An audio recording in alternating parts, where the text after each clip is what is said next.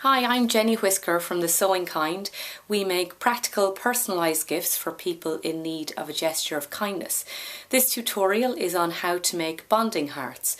Sometimes when babies are born with health issues, they don't get that skin-to-skin contact with their mums and dads, or they don't get to exchange that familiar scent that parents and children share in those very important few days.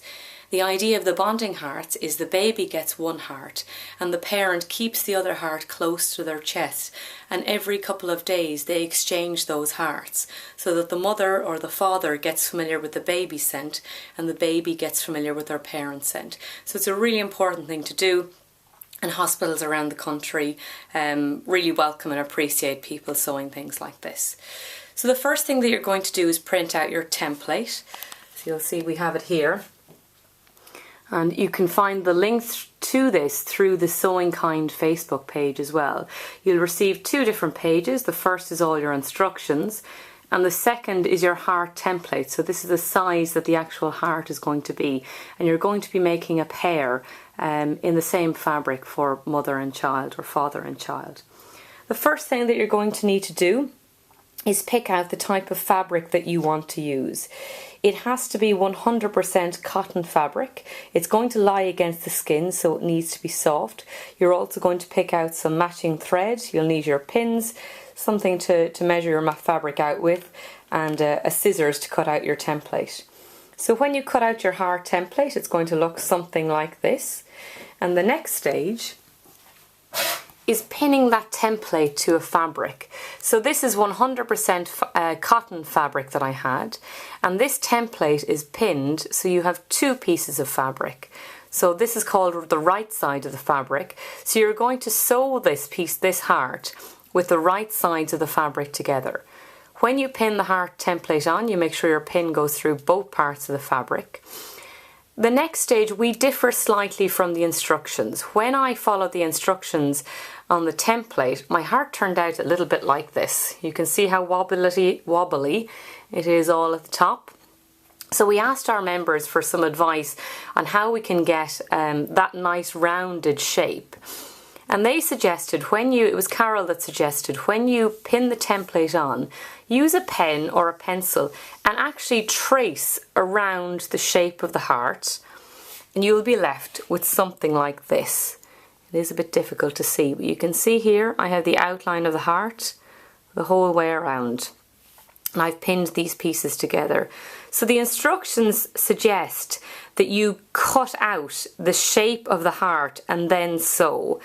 But we found it's easier to make that template shape and then sew directly on this line. So you're going to be bringing this to your sewing machine. I've marked this here because I always remind myself green is where I start. So I'll be sewing from here and sewing the whole way around.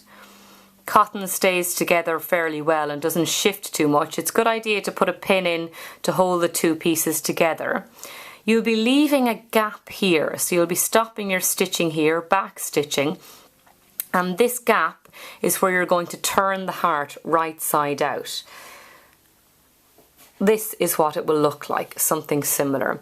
So I have deliberately used a darker thread here to allow you to see the stitching line.